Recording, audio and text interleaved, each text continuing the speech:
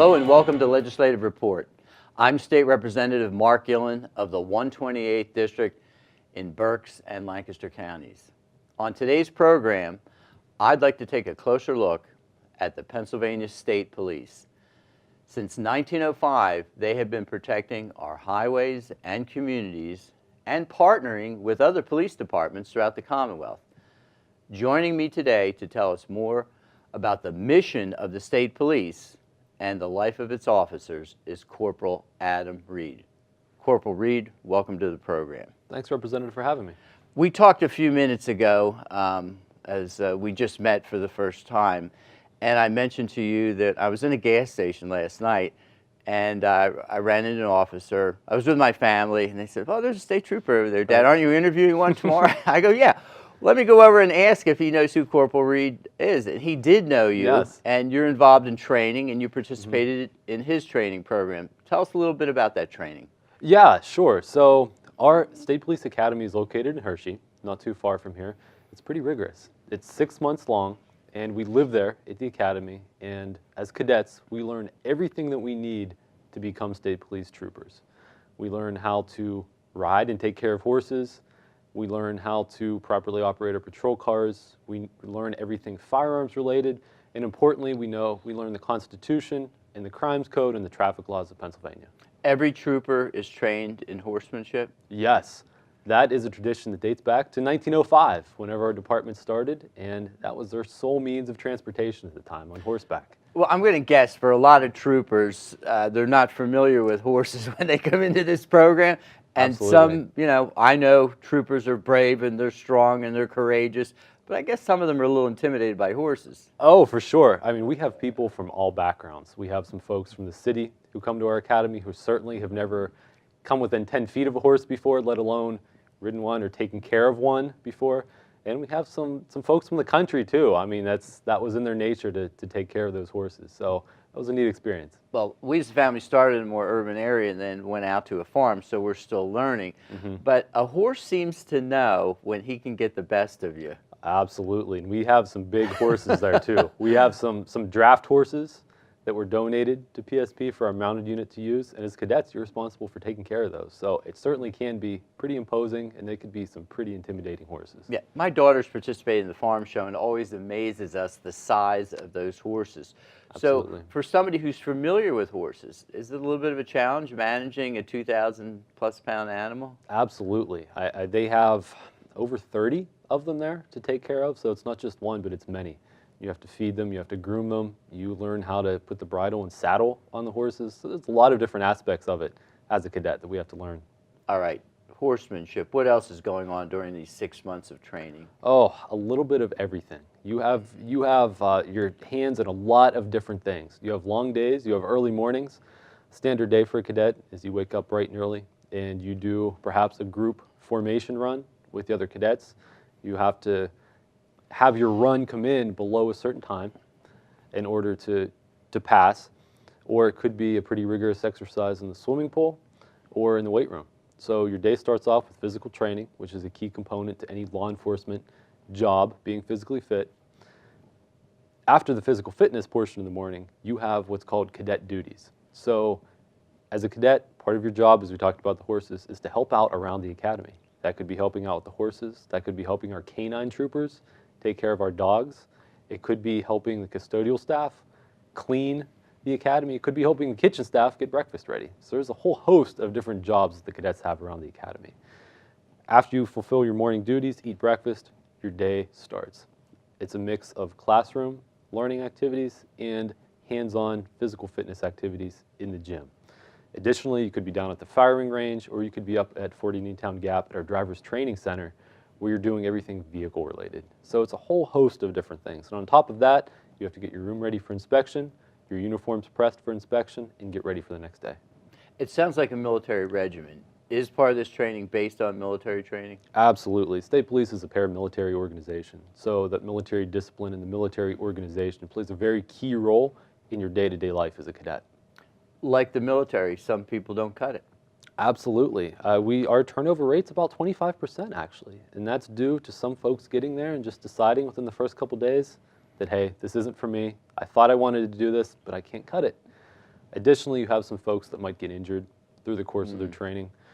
So it's about a 25% turnover rate that we have there. 25% of the people that start our academy classes don't make it. So it's very rigorous. Just between you and I, we're the only two people in the room That's right right. now. Okay, somebody walks in the front door, you have a few hours, a couple days with them. Can you pretty much size up and say, this person's going to cut it, this person's going to need some help? Yeah, you really can. I mean, a big part of it is mental, getting yourself mentally prepared to be able to handle the stresses that come with the academy. So within the first couple days, absolutely. Whenever your sergeant is outside your dorm room door yelling at you to wake up at 4:30 in the morning, that's a pretty good idea right there. 4:30 in the morning Right. comes fairly early. Absolutely. It's got to be tough on the instructors as well. I mean, you're pushing people and you're trying to take them to the next level. There's some Absolutely. stress involved for you too. Yeah, sure. You know, our instructors do a great job there of getting our cadets ready to become troopers and move on to the next phase of their careers. We have instructors that specialize in criminal law, traffic law, firearms, and police skills. So they're quite busy. I can remember getting a letter from my soccer coach in high school, and I played through college and I played club soccer. And it said, let's make this easier on both of us. Start running now. Yes. What sort of information do you give to the cadets before they get to camp? Right. So preparation for the academy is a big part of being successful there. We urge interested applicants to start running now. Like you said, a big part of it is running, and if you can't make those run times, you might not graduate. So not only does it involve running and cardio-based activities, but some weightlifting as well. There are a certain set of standards that you have to meet before you could start our academy, but a big part of that is running. My soccer coach was oriented toward punishment, I think, because in the afternoon, had you not made the morning run time, and it was a particular time in a 2-mile run for seniors, juniors, and sophomores, for every second that you were past that time, you had to run a set of hurdles. But he had them positioned next to the scrimmage field. So instead of scrimmaging in the afternoon, you were running hurdles in the afternoon. Right. It had a very compelling influence on all of us to Absolutely. make sure that we got the time. All right, you're there at the academy, and somebody doesn't have the conditioning down. You mentioned some things that you could do to get them over the hump. Are there times where they can actually work out on their own, independent of your schedule, and say, I've got to get to this point of lowering my time? Yes, absolutely. If you can't make the required standards, staff there isn't just going to leave you hanging. They're going to work with you and they're going to mentor you to try to up your game, if you will, to see that you can meet those standards. So that's a big part of what they do. All right, I was a former correctional officer. I have some background in law enforcement. Are there any bad habits that you find you're having to break? We don't do it that way here at the Pennsylvania State Police Academy. Yeah, sure. We get cadets and new troopers from all different walks of life. Some were former law enforcement. Some may have worked for a municipal department, a city department. Someone may have been a correctional officer. Somebody may be coming from a military career. So we have different influences coming into play and different backgrounds. And like you said, a lot of people have it fixed in their head that that's how something should be done when our PSP way isn't quite that. And if somebody has in their head they're going to do it a certain way, does it tend to be gung-ho? I'm going to force my way into this situation, command presence. What is it that you have to tweak in some of those individuals? Yeah, sure. It's, you know, some of it is the way they conduct themselves. Certainly our department has a whole host of regulations and policies that must be followed. And a big part of what they learn in the academy is how to adhere to those policies and procedures. Your background. Now, I know you're married. There was a time when you couldn't be married and be a Pennsylvania State Trooper. I think that policy changed in the 60s. I Right. think not long after that, women were introduced to the force. What about you, your background? How did you come to be a Pennsylvania State police officer? And was that something you always wanted to do? Sure. So my background is I was born and raised in Pittsburgh. And in my college years, late high school and college years, I grew to really respect Pennsylvania State Police, and I really wanted to become a trooper. And I was fortunate enough to apply during college and was fortunate enough to get hired kind of to coincide with when my college years ended. So I was fortunate to get on the job at a pretty young age. And right now I'm the director of the Communications office with the Pennsylvania State Police. So a big part of what I do is going out into the communities and doing different presentations, meeting with different community groups, going to job fairs. Really any aspect of community or media outreach is what I specialize in now. But in order to be in a specialized position, you have to put in a certain number of years as a patrol trooper. So every trooper that you see out there, whether it's a canine handler, a pilot, a bomb squad technician, they started their career as a patrol officer at one of our stations across Pennsylvania. When people see a Pennsylvania State police officer on the turnpike or on the highway, they think more of traffic. I'm on the turnpike constantly, and probably 95% of my sightings of state troopers, nobody has ever stopped me. Sure. Those sightings are, they're off the side of the road. They're, they're got the radar gun going, and they're looking to slow the traffic down to a safe level. For those of us who spend a lot of time on the highway, what are the state troopers doing in other places? Absolutely. So a lot of people don't realize that by law, the Pennsylvania State Police is mandated to provide primary police services to any municipality in Pennsylvania that does not have their own police department. So, like you said, a lot of folks see us out on the turnpike, on the interstates, but a lot of what we do is providing police services to those municipalities in Pennsylvania that don't have their own police departments. Now, you're in communities and you're spending a lot of time in those rural communities. I know community-based policing, coming from a smaller community, is important. How much opportunity do you have to get to know the citizens in those smaller towns and rural communities? Sure, so that's a really big part of what we do too. We strive to promote those positive police-community relations.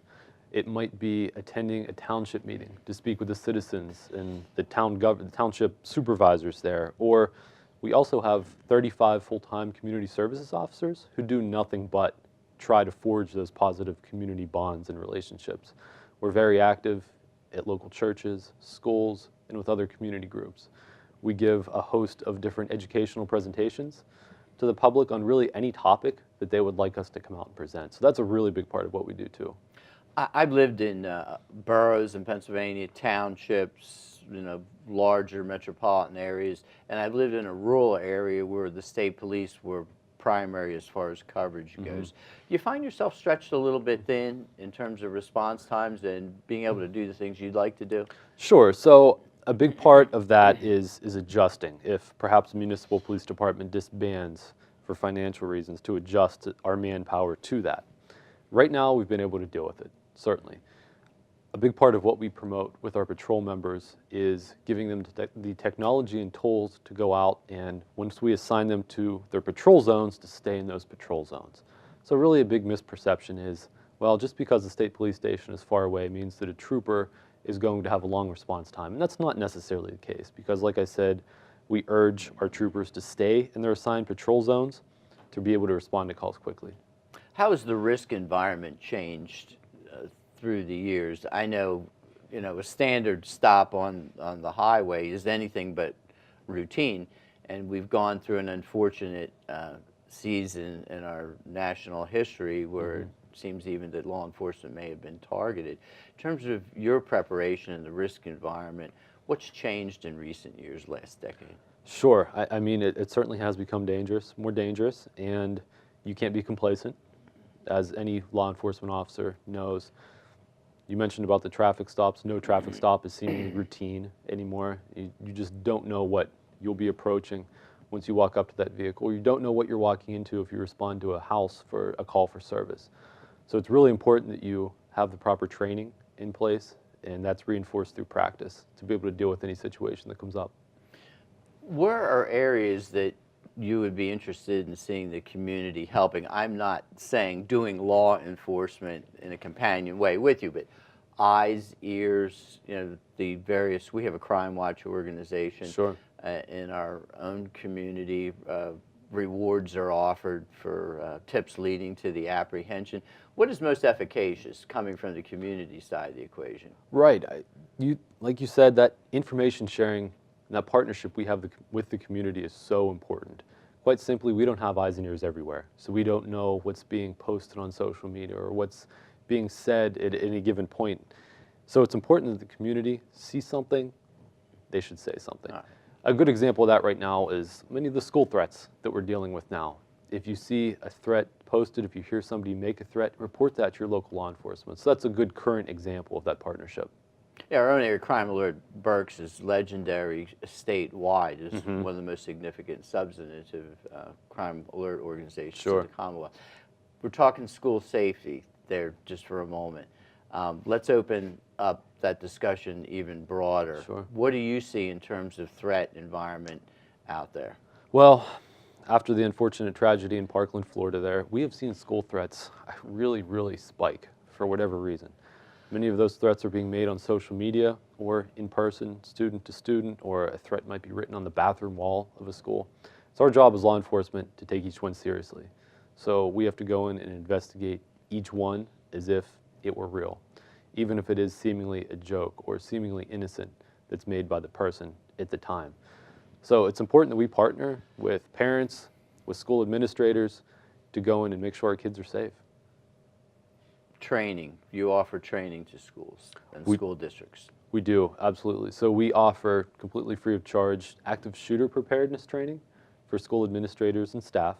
We'll go in and it's a 1 to 2 hour long presentation where we will teach the basics of run, hide, and fight, and really teach the importance of how active shooter events happen, how to keep yourself and others safe, and how really to have a plan in place if something like that were to happen at your place of business or school. Now, the school environment, and I've been involved in shoot, don't shoot scenarios, seems relatively simple for the average person. Well, we'll simply arm and fortify and protect. Right. But when you have a scenario where there's lots of people running around, the din of conflict, the confusion of war, my impression is it's a highly specialized training when you're going into a situation, any situation, albeit a school, a shopping mall, where there's a lot of people around and there could be collateral damage. Oh goodness, right. Active shooter scenes, God forbid one would play out here in Pennsylvania like we just saw it at Sandy Hook or in Florida. They're very chaotic. And we receive specialized training as law enforcement officers on how to respond to those situations. We are trained to go in immediately and stop the threat to make the school safe. Additionally, we teach to the staff members and school administrators to run, hide, and fight. You run at the first sign of gunshots or the first sign of trouble. Get yourself and get the students out of the building if possible. If you can't run, you hide. You proactively barricade yourself in the room, in the classroom, barricade the door, do your best to keep students safe. And if you can't run, if you can't hide, we teach folks to fight. You're fighting for your life at this point. You're fighting for the others' lives that are with you. So run, hide, fight. That's the basics that we teach. You communicate actively with local police departments, sheriff's departments, and other law enforcement agencies. I think there's the notion that you don't talk and communicate as much as you ought to. My impression is, based on some crime situations that I've seen where I observed multiple police agencies showing up on the scene, including the Pennsylvania State Police, and there may be a canine unit coming from another department. Are you comfortable with the relationship that you have with other law enforcement agencies? Yes, absolutely. We strive to form those positive relationships with other law enforcement agencies. We're all one team, more or less. So whether it's training together, sharing information with each other, or responding to calls together, we feel pretty positively about our bonds with local law enforcement in Pennsylvania. Now I'm going to ask you the big question, because my daughter's asked me this at the farm show, and I wasn't quite sure of the answer of this. Okay, you've got your distinguished looking hats on, Sure. and then you have your chin strap, which seems to be laying on top of the chin instead of under the chin. I offered my own theory as to why that was. Now you tell me. Well, since we were formed in 1905, a big part of it comes down to tradition. And there's really not a whole lot with our uniform that has changed over the years. Some small tweaks here and there, but our hats are one of our distinctive features for sure. So we have two different hats, and we get that question quite a lot. And the hat that everybody seems to tie in with PSP is the strap that comes down over the chin. That's our winter hats, so that's our felt hat. But our hats we wear in the summer with our short sleeve uniforms have a strap in the back of your head. So we have two different hats, but through tradition and through policy, we have to wear that strap down there around our chin. Okay. I suggested to them the possibility of it not being underneath so somebody could grab and yank you around. Sure. With your hat. Same reason that I had a clip-on tie as a correctional officer. So Oh, somebody right. didn't grab Absolutely. that and pull me around. Right. You're married. Does your wife ever worry about you, going to the office, if you will? She sure does. She sure does. Certainly, I spent a number of years in patrol, out responding to calls, working midnight shifts, evening shifts, and she's a school teacher. So she definitely worried about me, especially if I was due back to come home after a 2 to 10 p.m. shift and it's 11 o'clock and she's laying in bed and I'm not there yet. Maybe she'll call the station and they'll say, well, they're out looking for somebody in the woods. So yeah, absolutely. That's one of the things that comes with being married to a law enforcement officer, being supportive as a spouse, and really, I don't know if you ever get comfortable with that inherent danger, because it's always a possibility, but just being there and being supportive of that. Right. Well, perhaps you even think about her own safety, as a school teacher with Sure. these national episodes that are swirling around us. The school is generally a safe place. I mean, we have Right. these horrific scenes which play out in front of us and we can't get away from us. And so I think the issue is how to make it a safer place than it already is. Right. In terms of career, this is your life. You're going to stay in until Sure. retirement, conceivable? Yeah, absolutely. Your boss could be watching. We have to be careful. Right. So state police is a great career, great pay, great benefits. Our retirement years of service is either 20 or 25 years, depending on what you want to get out of your retirement. So it's a great career with great benefits and great retirement as well. Absolutely. Most people have the impression, and I think it's well-deserved, that Pennsylvania State Trooper can handle himself physically. He has certain inherent capacities. But with that comes the possibility of injury. Sure. And so, we've had intersections with state troopers, and we've talked everything from pharmaceutical drugs to disability, and retirement. Are these positions unique when you look at correctional officers or Pennsylvania state troopers, those that have to put their body on the line every day? Are they unique in terms of how we should view them with regard to retirement or benefits or disability? Yeah, sure. I mean, it's a special job, and it's one that not everybody could do. Staying physically fit throughout your career is really important, because you just don't know what you're going to be dealing with or who you're going to be dealing with on a daily basis. Not to mention a lot of the shift work. It does take a toll on you, and there are certain stresses that do come with the job, but it's important that we stay mentally and physically fit enough to deal with that. People look at law enforcement, I think, kicking doors down, tackling criminals, and so on. What strategies did you learn in the course of your experience, or even at the academy, relative to talking people down and being a calming influence in a situation that may be volatile? Right. I always tell people the most important tool isn't on our gun belt or in our patrol car, but it's your mouth and seemingly your brain. Thinking your way and talking your way through situations is really important. And you kind of learn that skill as you go. You learn a little bit of it in training, de-escalation, and just talking with people. But that's such a big part of our job, is speaking to people and talking to people. And hopefully you could use that to really de-escalate a situation before you need to resort to a taser or your baton or your handcuffs. My impression, based on my own background, it was a whole lot easier to train somebody on a firearm or a taser than it was on their temperament and their attitude. Sure. And we come in with a certain DNA. And I was involved in some unfortunate circumstances where several correctional officers had to be fired, had to be discharged from the institution, because they didn't display those temperament, disposition, attitudinal skills. Is there a time where you say, we're going to have a grown-up conversation here, and you really need to change? Oh, sure. I mean, no matter what job you do, no matter what organization you're a part of, unfortunately, there's always going to be a very, very small handful that just doesn't have what it takes for whatever reason, perhaps can't handle the stresses or can't get themselves in compliance with your policies and procedures. So, yes, I think with any job that could be the case. Driving, we'll take just a minute or two as we're starting to wind down here. Yep. It would be assumptive that everybody who has a driver's license knows how to handle a motor vehicle in a safe manner. Now let's jack it up to 95 miles an hour, and we've got pursuit situations. Sure. All right. Police academy training. Yes. Obviously. Right. Got to be some mistakes and accidents and fender benders out there with all this going on. Yeah, for sure.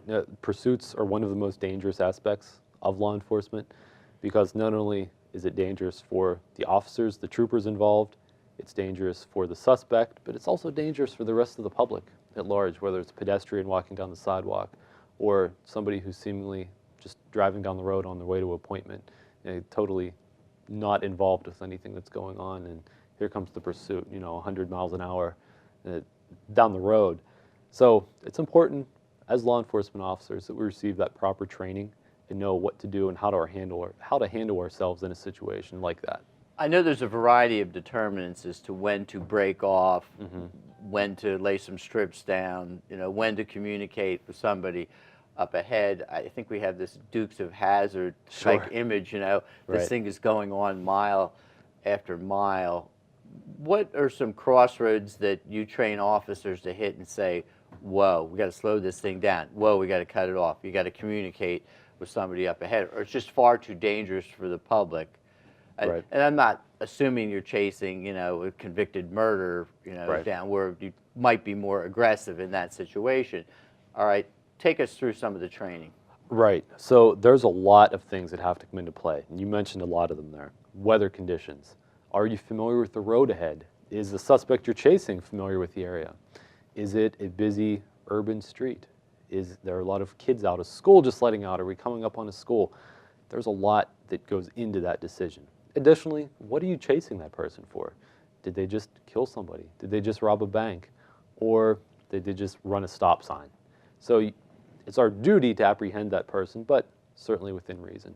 Additionally, do you know who that person is? If you know who that person is, where they live, why are you chasing through a busy urban area here if you could just go to their house at a later date? So those are all things that do come into play in situations like that, and we train at our driver's training center up in Fort Indian Town Gap to be able to handle the patrol vehicle and to be responsive in pursuit situations like that. Only one loaded question, now it's coming. Sure. All right, we switch seats. You're the legislator, okay? What would you change in terms of the law enforcement models that we're currently using in Pennsylvania by statute? If you could wave your magic wand and say, I think this needs attention. Sure. As far as PSP is concerned, I don't know about models per se, Right. but I think a big thing that's important for us is that funding.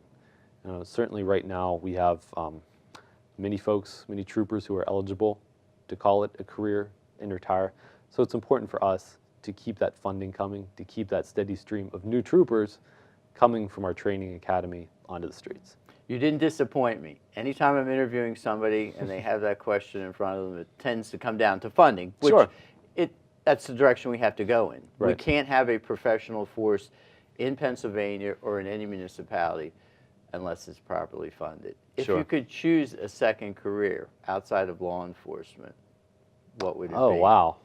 Well, as much as I would love to say a professional athlete, I don't know if that would be the case there. My wife is a high school teacher, as I mentioned, and I do a lot of that on the job here. Yeah, so I go out and I educate the public, and so maybe teaching would be a good second career. I'm an Act 48 certified teacher as well, so Nice. I can identify with that. Sure. Hey, thanks so much. Absolutely. Thank you. I'm State Representative Mark Gillen. If you have questions about what was discussed today, feel free to contact me at my local office or through my website. That information will be shown in a moment. Thanks for watching, and please join me next time for Legislative Report.